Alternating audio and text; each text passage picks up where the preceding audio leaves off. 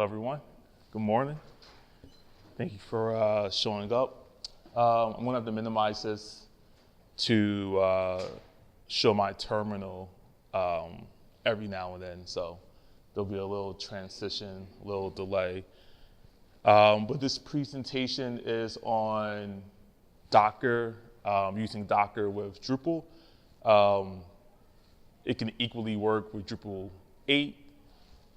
This presentation is going to focus a little bit more on Drupal 7 and specifically using Docker when you're working with a multi-site setup.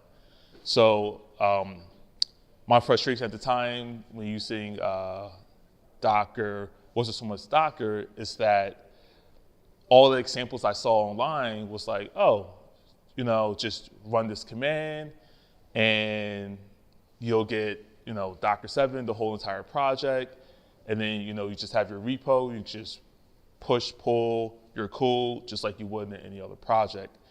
But in my particular scenario, I had maybe just a modules folder, just a themes folder. So I needed to do something special to make it work with Docker. And I didn't see anything online that really kind of showed how to do it, and I was still new with Docker, so I had to kind of figure it out. But I'll get more into that. So that's just a general background of what this presentation is about. With that said, this isn't everything I'm about to show isn't something you could just copy and paste to your own project, but I will show you where you need to tweak things for your specific scenario.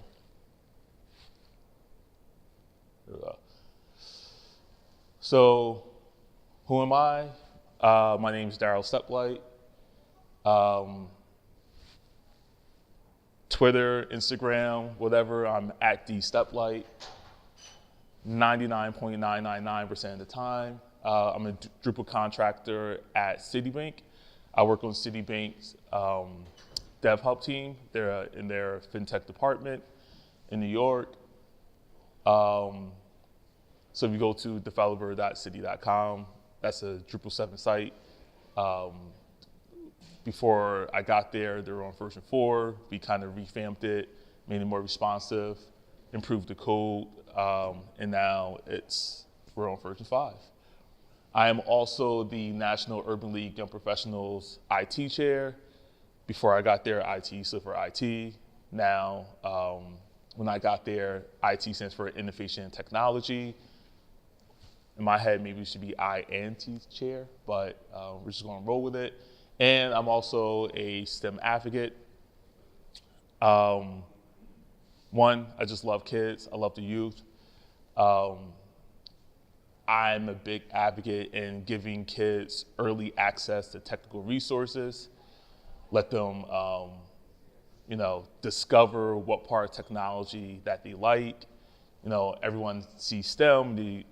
A lot of people just automatically think programming, but as we all know, there's different aspects of just technology and the internet that falls under the category of STEM. You could be a UX designer, you could be a project manager, you could be an engineering manager, you could be a QA engineer. All these things fall under the category of STEM. So we've all either been in this scenario or know people that went to college and didn't know what they wanted to be after 4 years, or were going into college like myself and didn't really understand what computer science was. So I believe if we just invest in the youth, we're going to get better adults, better human beings. Less people will be wasting dollars and time in college because they'll have better focus because they've been doing this since they were 10, 12, 15, 17. So that's a little background. I've also speak at a lot of conferences or have thrown a conference that the focus is on youth. So now you know who I am. Now I would like to know who you are. This is where we have some class participation. So we'll start here. Could you say your name and what you do? Johnny Fox. I'm a contract technical manager and an operations director for a small agency. Okay. Lee Walker, I've got a small Drupal agency. Okay. of Matt Haggerty. My job title is technically CTO. We're a small no-name startup, so it doesn't carry all the way. Okay. I'm sure it's also on the web developer term. Okay. Bill Bowling, I'm another web developer trainer. Mike Pinella, Drupal developer trainer. Claudio Campus, web developer and trainer. Okay. Okay. A pretty good range here. So I kind of touched on this a little bit already as far as why did I want to do this presentation. I've used a lot of VM options over time. When I first started to get, I guess when people were still using like LAMP hardcore, my senior developer skills, my LAMP skills improved. Honestly, once I got a Mac, I was a junior developer. They didn't trust me to do a lot of to have a lot of root access at the job. We had a database guy, so I didn't get the opportunity to really be like a system admin or a DBA. So once I got a Mac, I was able to, create my own LAMP stack. And then through my mentor, I was working on, a lot of projects with him, and he already had like kind of a web hosting company he ran from his home. So, I got kind of root access to that, and I learned to like restart Apache, restart MySQL, optimize a database, things like that.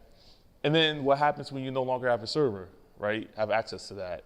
Then it was so cool when I could start using, what was it at the time? VirtualBox, I think.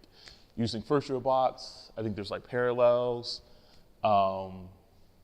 And I could kind of have a server locally that, one, I don't have to pay for, and two, it's my own. Also, due to my mentor, I love the command line. All my SQL statements, I just store my SQL statements in a text file, put it on the server, and do source path to that text file. So if anyone's reading the server, they never see what SQL statements I'm actually running. They just see that it came from a file. I use VI. I'm a huge film advocate. I've used VI just about every job I've been on.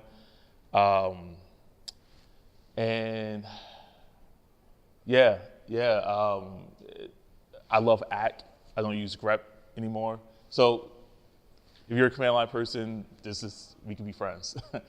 I love Drupal also.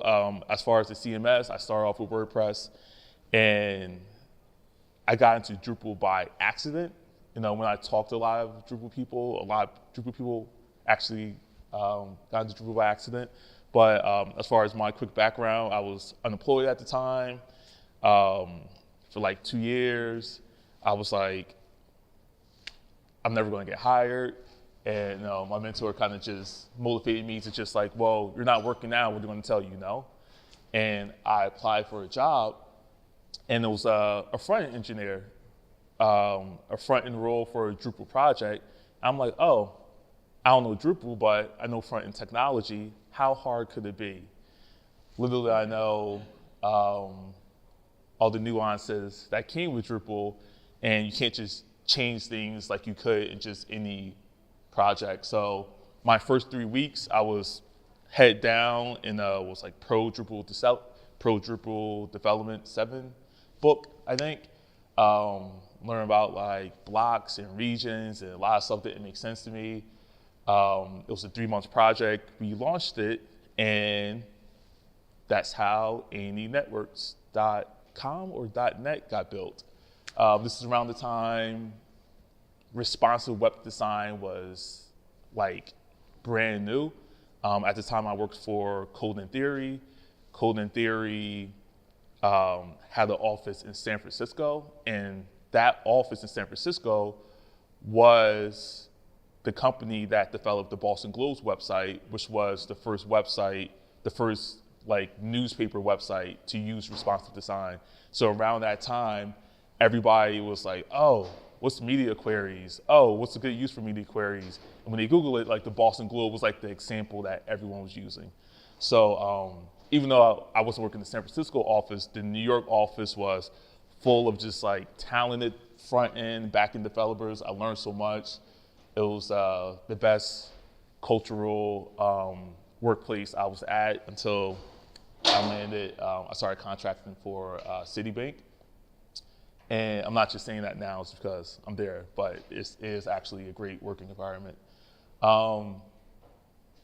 Yeah, so another part was just by, life, I'm working on 2 different Drupal 7 projects that are both multi-site projects. And I would like to use Docker for both of them. So I was like, this is like a calling, like it's meant for me to figure out how to do this. I didn't see a lot of documentation online. So, most people go to Stack Overflow, they go to Drupal.org, they go to whoever, ask a friend, or they just give up. So I wanted to just stop complaining and do something about it. And the last thing is I do a lot of volunteering. I like helping people, so here I am. This is my 3rd, maybe 4th Docker multi-site setup presentation this year. So yeah, hopefully people can walk away from this and use it on their personal projects or at their job, or advocate using it at their job. And yeah, this isn't super advanced. This is definitely, if you're new or intermediate to Docker, this would be perfect for you. So yeah, so these are kind of like the VM stuff that's out there. I've used Vagrant, used VirtualBox, didn't get too much into Puppet or Chef. I used Ansible, and I'm gonna mess up the guy's name, but he's actually like a big Drupal guy. So the Ansible book I had, this guy basically wrote, and he's pretty known and active in the Drupal community, and I wish I could. Yes, I knew it was with a G, Jeff Gerlin. But that book was great. It was solving a lot of problems for me. And then he has like a Drupal virtual environment you kind of set up. And like I said, it was awesome. The thing about it was he keeps upgrading it. And so like every time I started a new Drupal project, maybe 3 or 6 months later, like something changed that I wasn't expecting, and catering it to my particular needs. Like it just comes with a lot of stuff. And if you're not familiar with YAML, it might be a little bit confusing. I was familiar with YAML because I ran the Symphony meetup in New York City, and Symphony uses YAML a lot for their configurations. So this is still great, but for my needs, it started to kind of like bloat. So I wanted something that was like, there has to be a simpler way, cut the fat off. I just wanted like kind of like just, I didn't need Redis, I didn't need Node. I just needed like Drupal 7, my code, a MySQL database, and maybe like Vim, because I like Vim. So yeah, so these are kind of like some of the things that are out there. All right, so Docker images. Once you start using Docker, Docker images is kind of one of the first things you're gonna start hearing about. And obviously, this is an image from Jurassic Park, and he's holding the stick with the what was like a fly? It was like a mosquito. Yeah, mosquito trapped in. Trapped in amber. And I think in the movie, he takes the DNA from this, and spoiler alert, he makes dinosaurs. So I like this kind of concept when thinking of images. I'm going to go into containers, I think, next. But basically, an image is like the DNA. It's the recipe for your container, right? So just like you can have a recipe for a cake, right? Maybe you have your grandmother's recipe, but then you want to sprinkle a little bit more for your cake, right? You could do the same thing with images. Someone else can create an image for a Docker instance. You can build a new image off of their image. So they did 99% of the work. You just want to add one more thing. So you could think of an image as, and we'll see an example of it, as an recipe, or you could think of it just as like a formula to create containers, right? So if the image is the recipe, the cake or cakes that were created are the containers.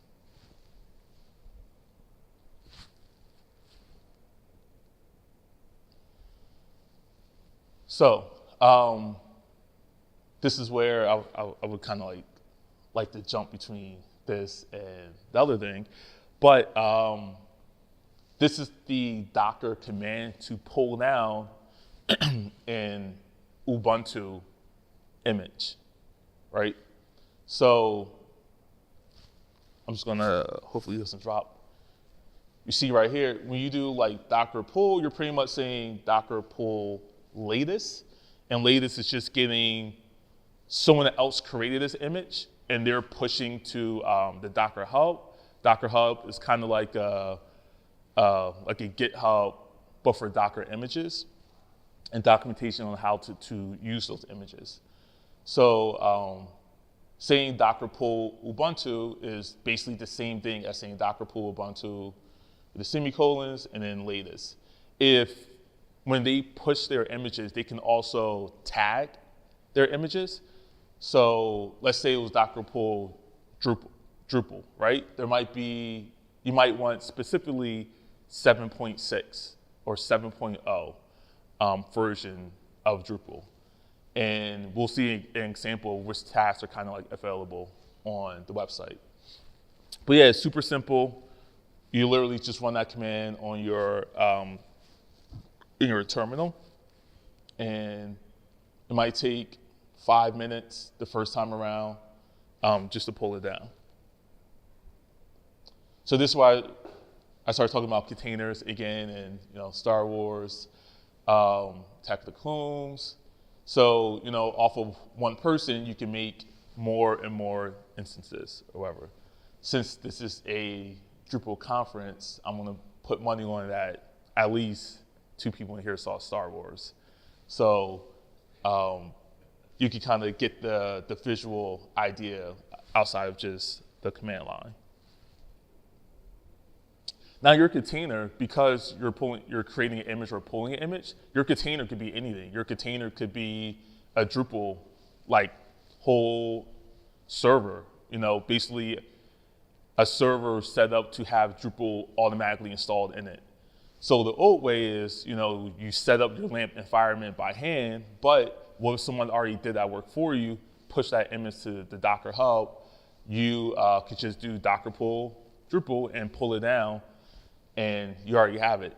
Now, when we do that, you don't necessarily have to use MySQL with Docker. So when you do Docker pull Drupal, MySQL, your database, is going to be there. But we could do Docker pull MySQL and pull down a MySQL instance. And once again, the tags still apply to that.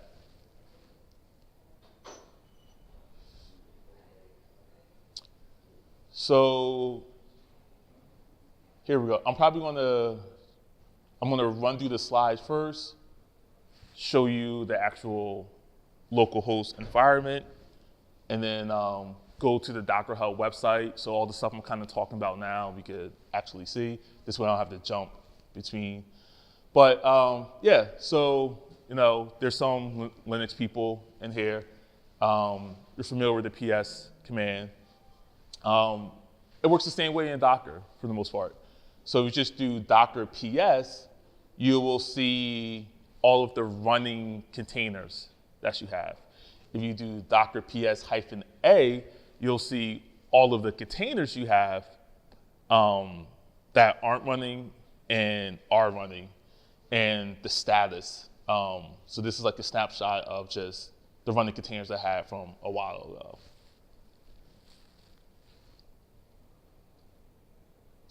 The whole Docker run it and attach start stop. Actually, I'll bring that up a little bit. So when you have a running container and you want to stop that container, it's just Docker stop, and then you see like names all the way to the right, the name of your container. If you want to start back up, Docker start, the name. Yeah, so there's different commands, but I won't read all of them.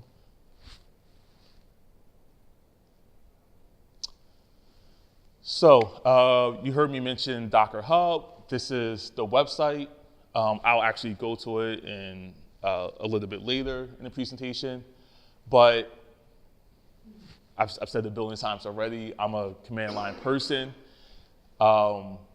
Let's say I wanted to know what are all the Docker images that are on the website without actually going to the website. That's where this command comes in. If you just do Docker search and then some text, it will return basically everything that you're going to see on the website. So if you, if you just went to like HTTPS, /hub.docker.com and just type in Drupal, it should pretty much match up. This screenshot's a little old, so maybe some things are a little bit different, but this is a good start. I know a popular one is the, what's that?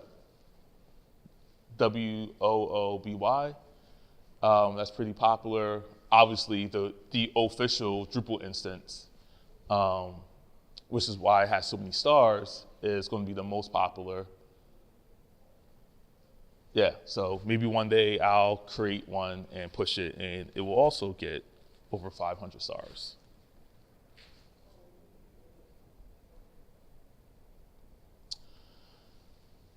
So when you create your own image, and by creating your own image, that also includes if you pull down someone else's image, tweak it, and then you're running that locally. You don't necessarily have to push it back to Docker Hub. You can just use it for your own site. To kind of start that image so you see that it's running, you're going to have to use the Docker run command. It's a little bit hard to read. Maybe I'll do it afterwards. But this is kind of like a hello world example. You can kind of pull down just to pull down an image. You're running the container, the hello world container.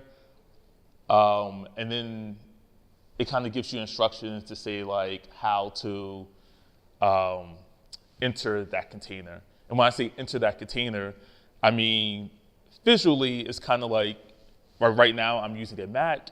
So, if I did ls, I would see Mac stuff. But if I did docker run -it, Ubuntu bash, then this is just an example, then I will literally enter inside my Ubuntu container, and I'm now using the bash command. I'm now on the command line, and it basically turned my terminal, my Mac terminal, into an Ubuntu terminal. And if I did like ls // I would see everything I expect to see in an Ubuntu environment. And just to escape that, I would hit exit. This isn't new to Docker. Other things do it too. Vagrant, for example. Oh, one reason I like Docker also is like when I was using Vagrant, I believe I needed to have VirtualBox, and I didn't like that like hard dependency all the time.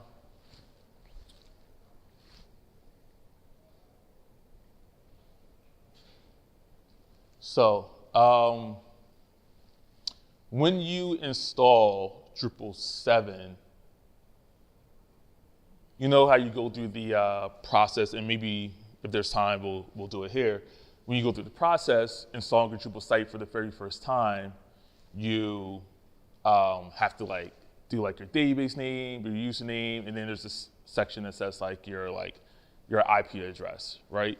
And 9 times out of 10, you could probably just do localhost.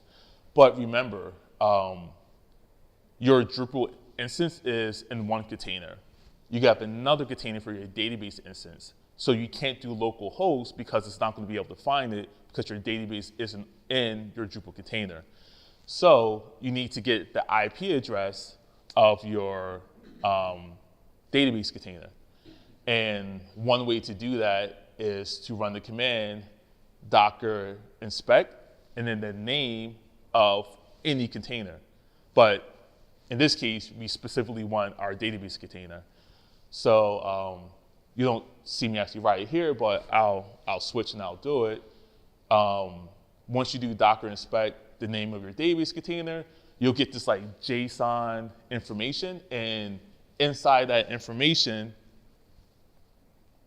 you're going to see your IP address, which is right here. And then, so you go back to your page where you're installing Drupal, and you put that in instead of localhost. And now your your Drupal 7 container knows how to find and save data to your database container.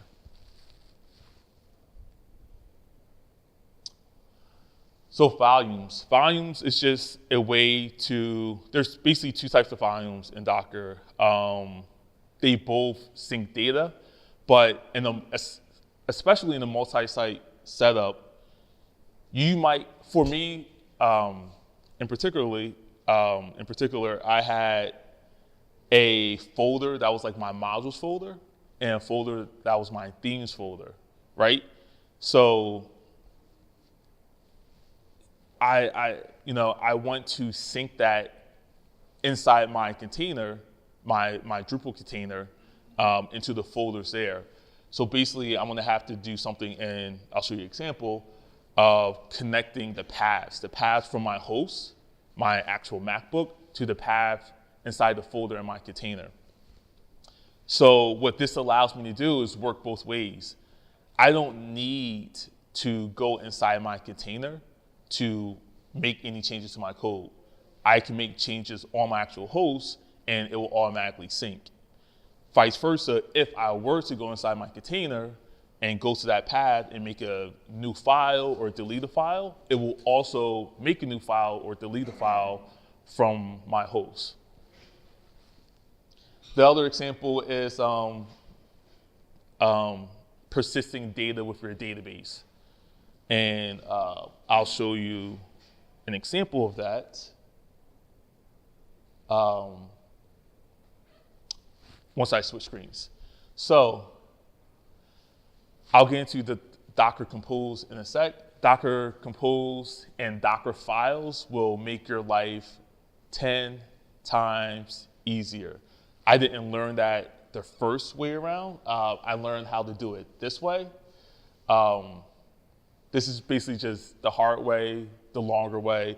It's good to know what's going on. This is basically saying, hey, all right, so I already have an instance, right? I already pulled down a Drupal image.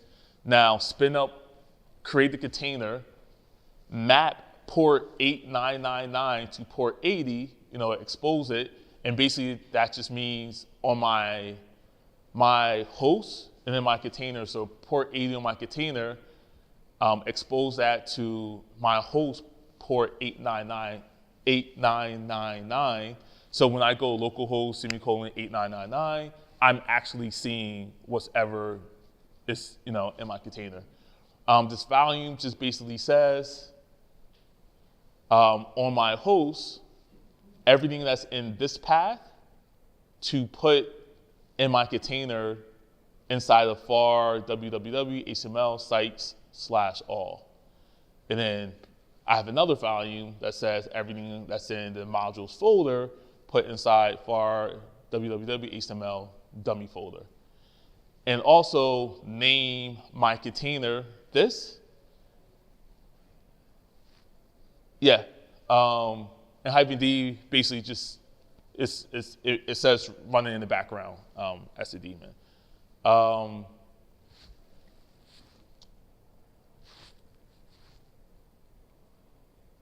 There we go.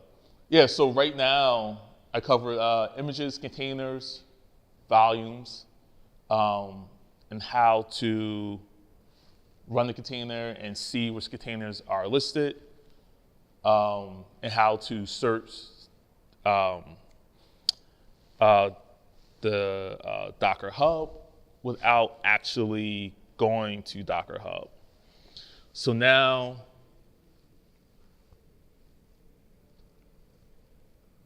kind of like the TV show where they're cooking food and they tell you how to make a turkey, and all of a sudden there's a commercial break and, oh, the turkey's done. Well, now the turkey's about to be done. Ta-da, your Drupal 7 turkey.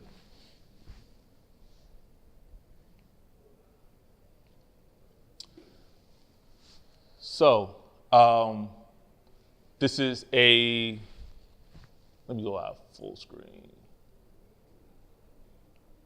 This is just kind of plain Jane Drupal 7 site using Docker.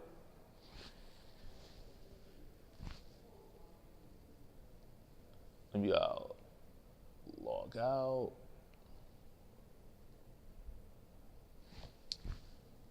All right, nothing really special. I'm gonna bring my command line over.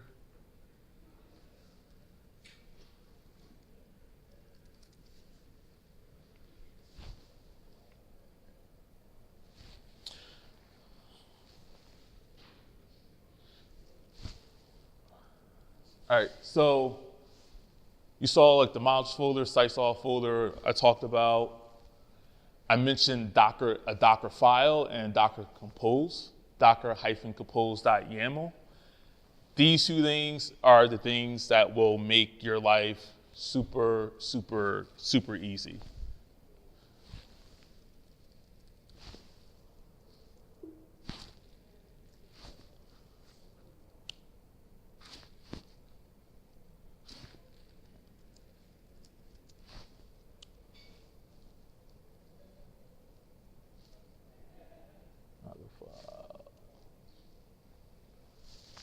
So, see if I could make that a little bit bigger for you guys.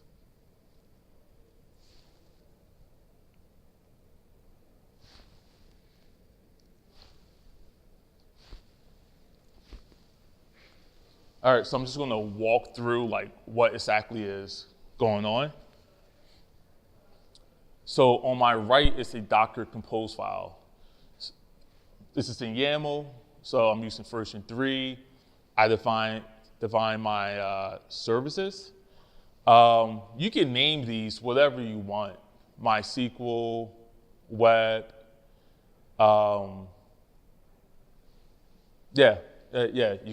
You'll see where like the whole web thing comes in. But so instead of saying Docker pull MySQL semicolon 5.7, I could just say image MySQL 5.7, and when I run one command, it'll pull it behind the scenes. So the environment, these are environment variables that you would see like on your command line. So basically what I'm saying is I'm telling Docker that I want my root password to be test. I want to name my database Drupal meetup. If I don't do this, I would have to do Docker pull MySQL, run the, do Docker run on that image name. You saw previously like all those hyphens I had and the slashes and the volumes. I would kind of have to do something like that, but like -e, MySQL root password equals space MySQL database equals. I would have to type like this long command, right? This makes it a little bit more organized and easier. I would probably have to pass like -p and map a port to a port. This I could just say 360, and it's just a lot easier to read. Volumes database.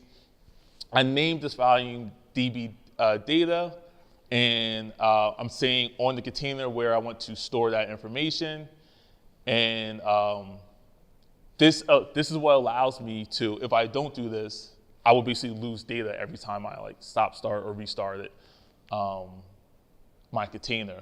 But this allows me to stop it, start it back up, and if I turn off a module or create a new node, it's still there. The second service is the web service. And the first thing I have is depends on MySQL. And MySQL is just referring to this name here on line 3. So if that doesn't exist, it won't work. And it's basically saying, make sure the MySQL thing runs first and then run the web thing. The reason being, if I were to just run the web instance or the web service first, and like the MySQL one didn't work, you would get to that like install page for a Drupal site because it can't find the database. So this is just saying set up the database first, then run install Drupal 7. So you see it says build on line 15 and build dot. Basically that is saying run the Docker file that's in this folder. So if I was to escape out of this again, or if you guys remember, the Docker compose and Docker file are actually in the same folder. So it's smart enough to know that just saying dot is just saying like look in the current path for a Docker file. If this Docker file was in a different folder, I would have to specify exactly where on line 15 to find the Docker file. So that's kind of just a little shortcut. This is where I'm mapping the ports. We already saw that work. And it's a little off the screen, but line 19 is just saying in this directory, everything that's in sites contrib, put into var www XML sites all, you guys get it, all contrib. So in your particular project, you basically have to say, oh, everything in whatever folder on your local machine, sync that to this particular folder in my container. And yeah, so that's pretty much the Docker compose file. So this is one area where you're going to need to make like your own personal tweaks. And so let's pay attention to line 15. Remember, that is pointing to the Docker file in the same directory. So this is that Docker file. So let's just walk down this real quick. This is saying run Drupal 7.59. You'll see where I get this information from Docker Hub. And before we sync folders from our host to our container, right, we need to create those folders on the container first. And just for example, like when you install a Drupal 7 instance, you're not going to have a contrib folder. You're not going to have a custom folder. So basically I'm saying, hey, I want to make those folders first. You're not going to have themes inside the sites all. It'll be, if anything's, sites default or whatever. So yeah, basically I'm saying make these folders first. So these are just basic Linux commands. I'm saying run some Linux command. And then copy, and this is also important to know, and this is why volumes are important. Copy is saying, when I run this for the first time, copy everything inside this folder on my host to this folder on my container. But let's say, cool, you spin it up, you add a new file. That file will not automatically copy over. This is kind of like a one-time thing. So volumes allow you to sync, kind of in real time. Lines 8 and 9 do not. The same 11 is just saying expose port 80, And that's where line 17 in my Docker Compose come in. If I were to change this, I need to change it there to make it work. In line 13 and 14 is just me being a geek with ACK, and it shows that you can install basically whatever you want inside your own container. So this Drupal instance does not come with ACK. It just comes with wherever, it's out of the box with kind of like Linux, and whoever created the image installed, and they didn't install ACK. So what I'm saying is this folder already exists, use a local bin inside the container. I want to change the permissions on to 755 just so I can run this command and put it inside that container. And now when I'm inside my container, I can use ACK. Does anyone have any questions about this? No question. While you're running all these commands, is the container running at the same time? So I might have time to run it, but yeah, so basically what you'll see is once, I guess, 12 through 19 is getting built out, you'll see like step 1, step 2, step 3, and if it fails, you'll see where it failed at.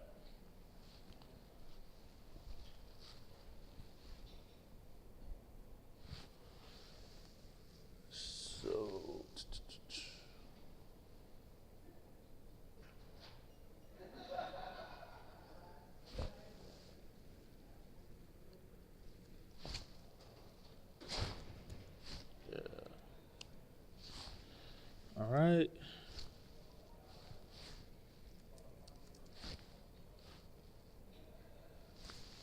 So you can see I started this up 2 hours ago. Let's say, well, I'll do it the Docker Compose way.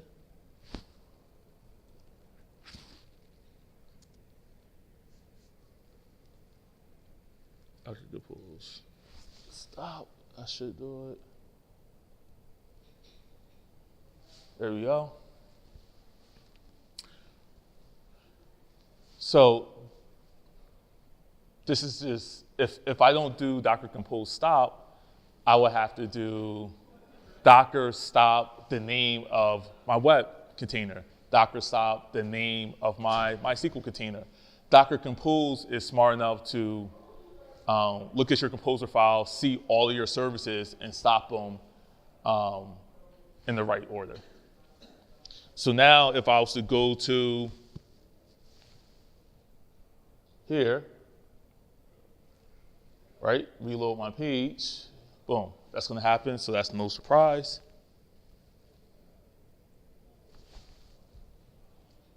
I'm just gonna do, it's actually should be up.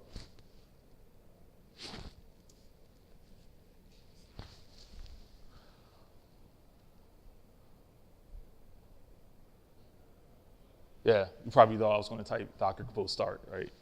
Yeah, let's go back. There we go. Now, I'm going to stop it one more time.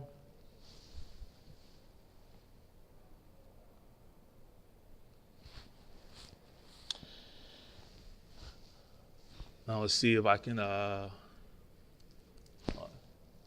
see nothing's running. I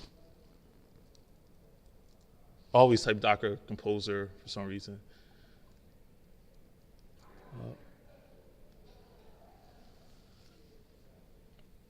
One second.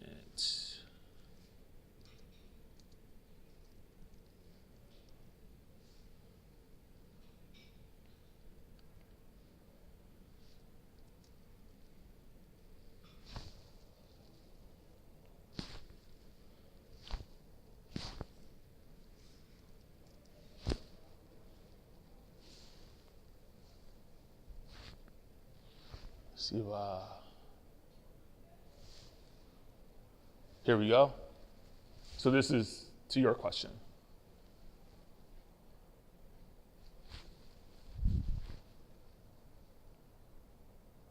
All the commands. Yep. So it has to run all those commands before it starts the container. Well, I basically just kind of like rebuilt it.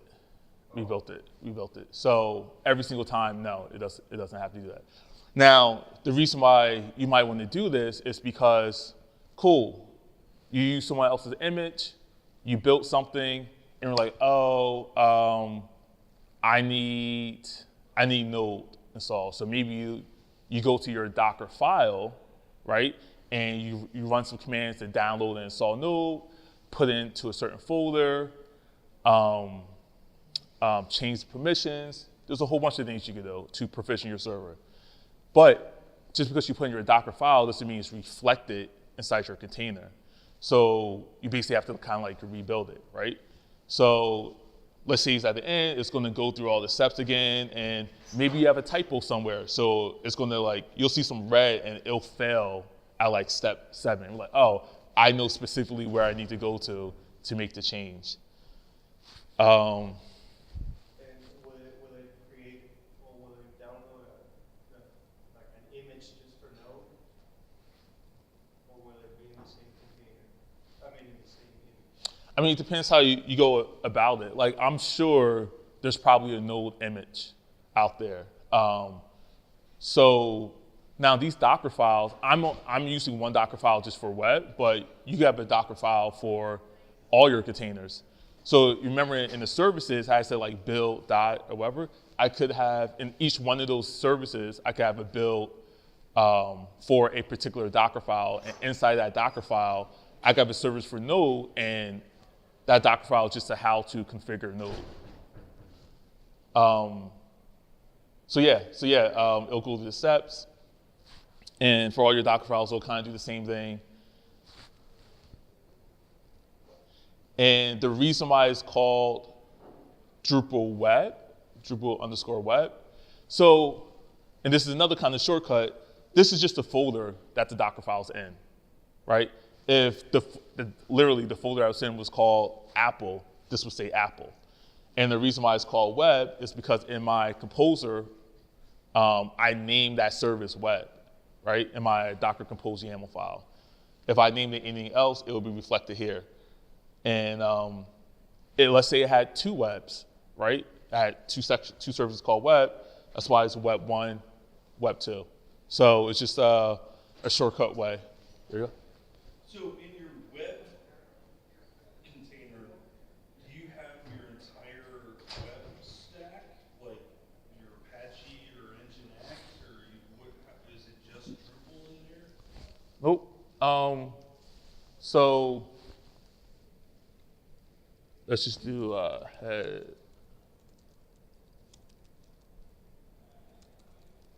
Docker file. The answer to your question is here, from Drupal 7.59. Basically, that's saying pull down. Remember I said you could make a cake, you can make your own recipe off of someone else's recipe and build on top of it. This is someone else's recipe. This is actually, let me go to it. Docker Hub.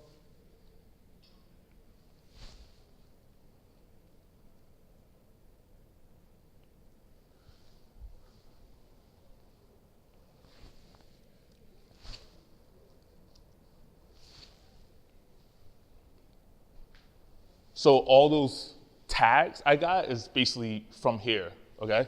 And these are all different images. Trying to, an example. Maybe I need to click on the tag. Tags. See if I was to pick this one.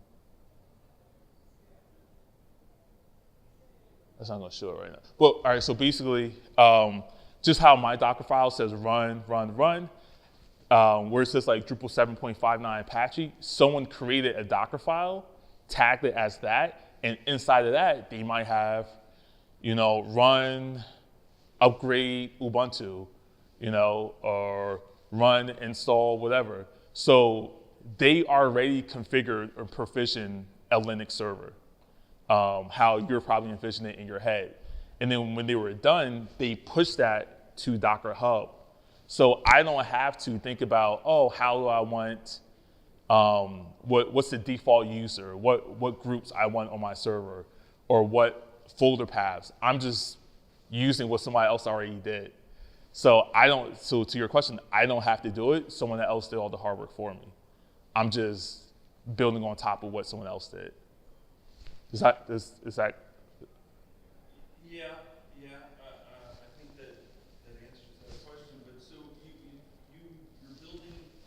using someone else's recipe. Yep. You install it on your local machine. You spin it up. You turn it on, I guess, and you're ready to start development. Yeah. So I'll actually just go inside my container real quick so you could see it.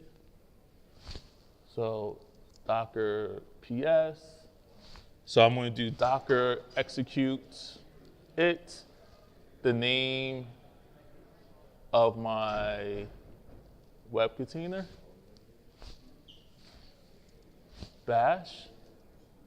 All right, so right now I'm inside of, let me just clear this so it's easier. Right now, I'm actually inside of a Linux container right now. You can see that now I'm at the root. Just expect what you see. I didn't create any of this, someone else did. If I did LX user local bin. Once again, the only thing I created, and you can see this in my Docker file, was installing act. That's it. By default, act wasn't there, but now if I do act, you can see I could just run a whole bunch of commands. So I'm gonna start wrapping things up now. But conceptually, does anyone have still any confusions? If not, I can kind of answer them outside. We're all good? Cool. Yeah, so this is how you use Docker in a multi-site setup. Just grab the folders that you have in your repo, install the version of Docker that you want, and then create a Docker file, Docker composer file, tweak it out, and just start connecting the dots. Cool, so thank you.